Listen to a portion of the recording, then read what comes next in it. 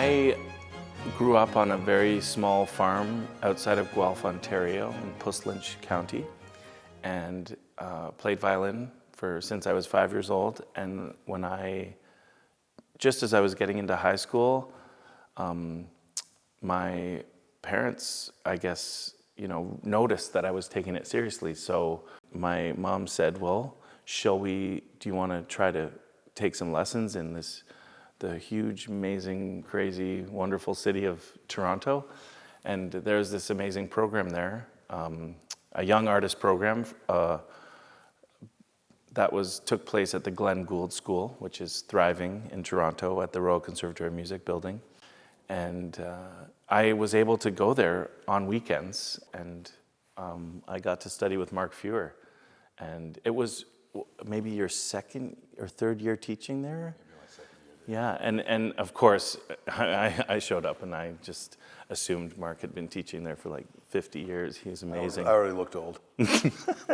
No, but Mark was a legend. When I was 13, it's crazy to me. I have a very, very vivid memory of seeing you for the very first time, because walking into the conservatory in the lobby, you were there with your mom and dad, and you shot up out of your chair like a beanstalk, and the energy coming off of you and kind of the bright light, it was the whole room noticed, like, this guy get up out of his chair, and I had never met you. I didn't even know what you liked, right? And I was just scheduled to meet my new student. So that first interaction was, wow, firecracker.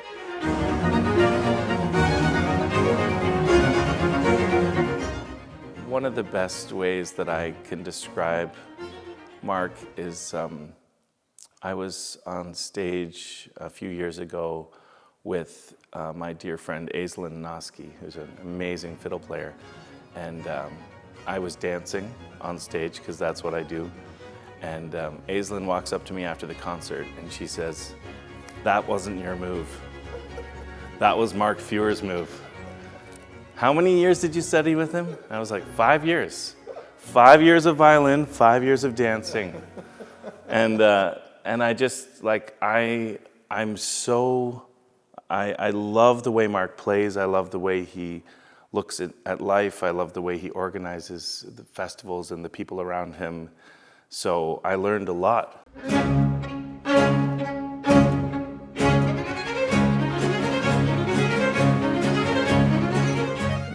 Maybe I was actually a little brash, thinking I could pull it off, but the thing about musicians of a certain caliber, and when I say that, I really just mean people whose heart is in it for the right reason, or the right reasons, plural. They will show up and they will give their best, because they know how much it can actually mean for an audience that wants to listen. And the truth is, this audience listens really well. This is a fantastic listening audience.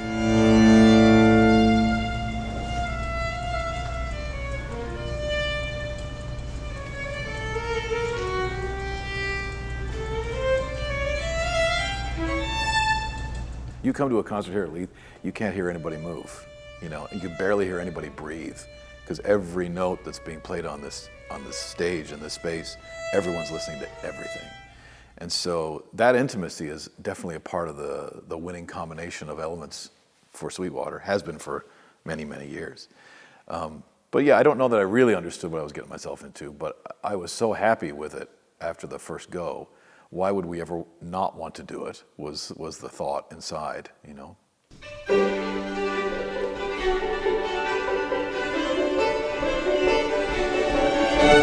And this was the way we originally crafted the design of SweetWater, and clearly Edwin is masterfully continuing this whole process going. The idea was to bring musicians to town who don't regularly work with each other. They might work with each other from time to time, but not a regular preformed group, but people that we knew would pretty much be guaranteed to get along with each other because they were kind of on the same artistic page, and have them be basically planted here in the community for a week. So you'd see them walking down the street. We encouraged our public to meet with our musicians all the time, whether it was going to a farmhouse for a meal, whether it was being at receptions, or just having coffee in downtown Owen Sound, whatever it was. That was a large part of the sell of it, I think, because people wanted to have an engagement with the musicians, and we were happy to give that to them. So it was to bring a package to the town for a short while, create something that would only happen here. And in the 16 years I was involved, I don't think we ever broke that mold except once. There was one time we brought a pre-formed group in, but they only played part of a show. And then they collaborated with everybody else that was part of the team that week. And so I think that's been a big part of the success of the Small Town Festival. I think one of the beautiful things about a small town and being in nature is that it takes away a lot of other busy factors of life.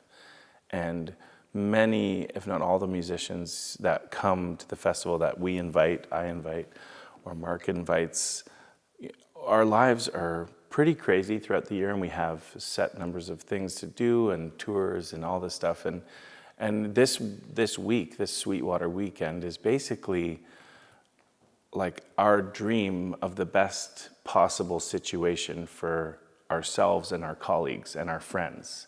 So we're trying to just create the ultimate music-making situation for our friends. And I think the alchemy of that transforms into the energetic response that we always see from the audience, which is like, wow, that's how these people talk together with their instruments. That's how we respond to each other. That's the moment where, you know, we have a couple of days of rehearsal and then we have to put it together. Because oftentimes, I'm sure this is what it's been like for you in your career, because it's definitely been the way for parts of my career. If you're on the road with a touring ensemble, many times people would think, okay, well, I have to get 10 performances of this piece in small towns where it doesn't matter before I play in New York City, right? And that was always something that was taught to us, even at music schools. You know, it's like, okay, well, you get your battle scars playing in Owen Sound, and then you'll play the real concert in Toronto. And of course, we don't really believe that for a second. Every concert has to be real and genuine, or it's just not a concert. And so here it was the opposite. The opposite of that idea is that no, you're not going to see this in Toronto. You're only going to get a chance to see it here. So that's the real gem of the idea, I think. All the musicians really, really care to be here. It's an opportunity for them to, everyone has agency, I think, coming here, because they all bring something of themselves. And Mark and I both, we handpick our friends and colleagues and people we love, and people we may not have even worked with yet, all of these things. But the idea is that we're creating this moment that won't happen throughout the year because there's too many moving parts.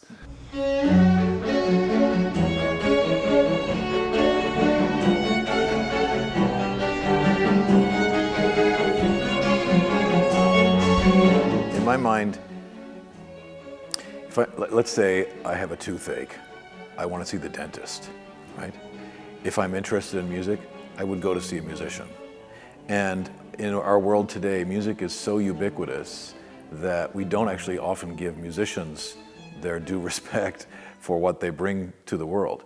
And music has often become now, in this world we're living in now, it's become commodified to the point where oftentimes audiences will actually demand certain repertoire from certain artists, and that's it, right? They don't want to hear anything else. Like I remember when I was working at Stanford, I think it was Chick Corea came to do a solo piano recital, and the place was packed at Bing Auditorium at Stanford campus, and the number of complaints I heard from the people in the audience was just astronomical. Everybody was hating the concert because he didn't play the tunes that they all knew, right? So they weren't interested in the musician. They didn't trust the musician to bring the music. And I actually feel the great thing about SweetWater is that we have a public that trusts the musicians, and we bring the music we want to bring. And I don't see you retreating from that at all, because that's exactly what I wanted. I wanted us to, as musicians, to come out and say, hey, these are the pieces of music we want you to experience, because we really believe in them, because we are actually musicians. This is what we do with our lives. And please trust us that this is going to be amazing for you. And so we took a lot of risks in terms of repertoire. We took a lot of risks. And I think you're continuing to do that. So for me, that's the identity of SweetWater. This is really like the home of where musicians are going to do what musicians want to do. Would you agree with that? Or Yes. Yeah, absolutely. What we bring makes the identity of this festival is music that the artists love. I couldn't have said it better, like Mark. And then also bringing stuff that the audience has never heard before, but they're interested and they realize that we're going to play it to the best possible level. The greatest of musical experiences that I've ever had never have ever been in the pursuit of some kind of perfectionism. It's always been about having an openness to what's possible in the moment. And nothing does that better than kids. You know, the kids do that all the time. It's just their nature until it's knocked out of them, unfortunately, a lot of them. But if you can give them a space where they can potentially take something and be themselves with it, and something comes through them with it, then I think you're actually donating something really great to the world.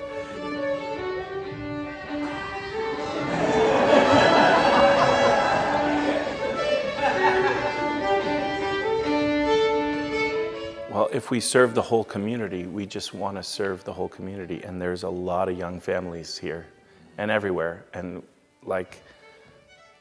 if I'm concerned about the lack of music education, so as an artistic director, the way that I can help is by providing and encouraging content and concerts and events and things with young people. So, you know, one of our events this year is starting at age 1. Like, come join the fun.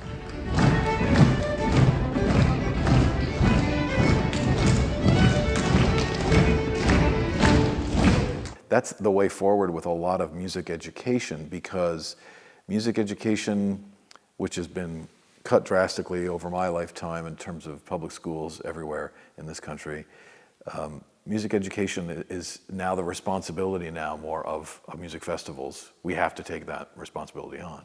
And so that's why I feel like it's such an important part of what we're doing here.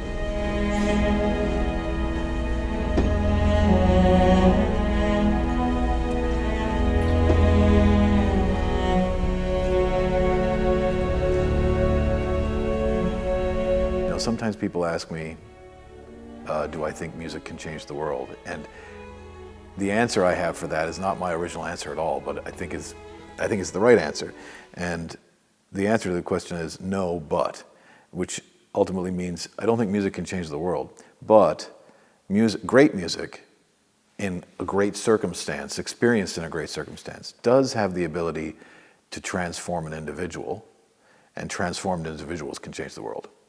So on that level, having really beautiful experiences and having had so many of them in this space over the years, times when it definitely seemed like time stopped and everyone somehow was lifted to some other space. That's happened here, and I'm very thankful for it. But again, I come right back to what I said earlier, that it's because people are listening. You can only get to that space, I think, ultimately just by really deepening your listening of everything.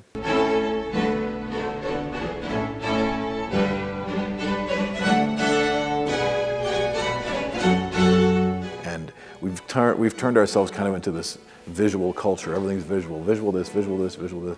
But in fact, it's at the detriment of our hearing and of listening itself that will really open up those possibilities. That's my thought on it. I don't know if you feel differently. No, I live for those moments, and I think that's the drug of music, and for me, and I can see it in others. Yeah, exactly. Get the other syringe. But yeah, that's why we play with certain people that we love. That's why I don't sleep for a week when it comes to SweetWater. No, but I think that you can't, it's hard to explain in words these things, but the ineffable, the energetic language that we have spent thousands of hours trying to figure out how to say with these sounds that our instruments create and our minds and hearts and bodies formulate, that's an expression that I don't think can be topped in any other way. And either listening or playing or being part of or anything like that. So yes, I mean, music gives me that opportunity to get to those places.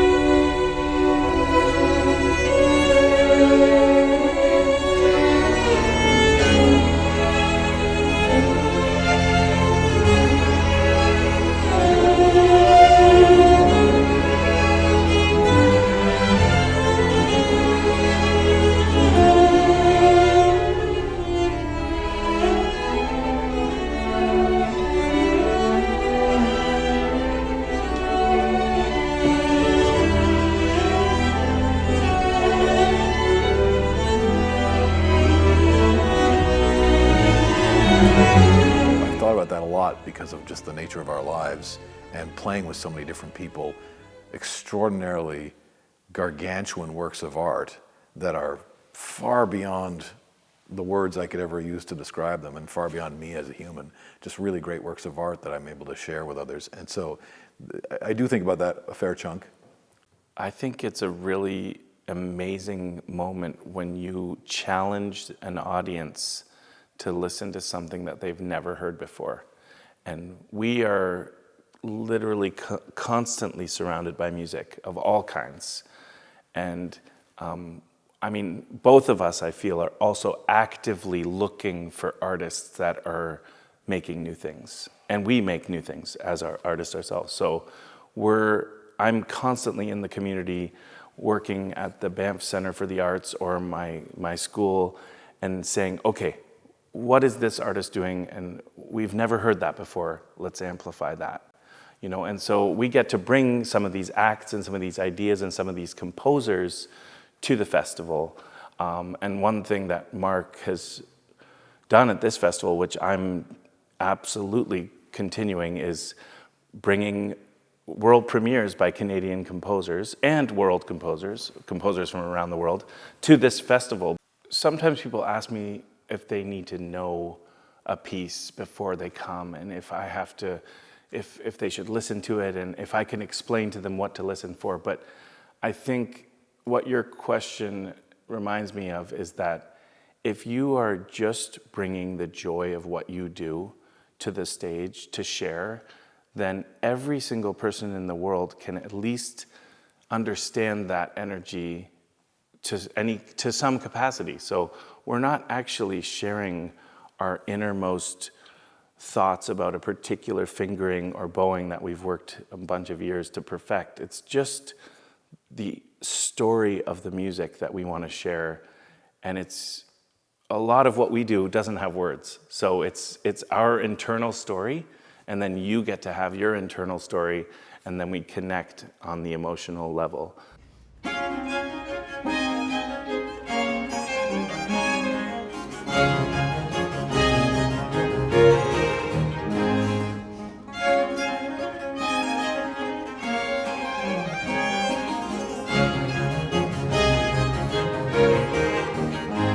This has basically become the listeners' festival, right? Like, this is the way it feels to me. It's become the listeners' festival. And a lot of music festivals aren't that. A lot of music festivals are about the bling, And so, and that has its place too, don't get me wrong. But this really has become a place where the audience knows that they'll know some of the repertoire we present, but we don't want to present stuff just because. We want to do stuff we want to do. But the truth is the liveness in the music making here is what drives so much of the choices, I think, in terms of the repertoire. And because the crowd here is a listening crowd, we get the chance to bring absolutely amazing pieces to them. And yeah, I think it's a great joy to think that it's been happening for 20 years and Edwin's continuing to knock it out of the park. I'm so happy about it.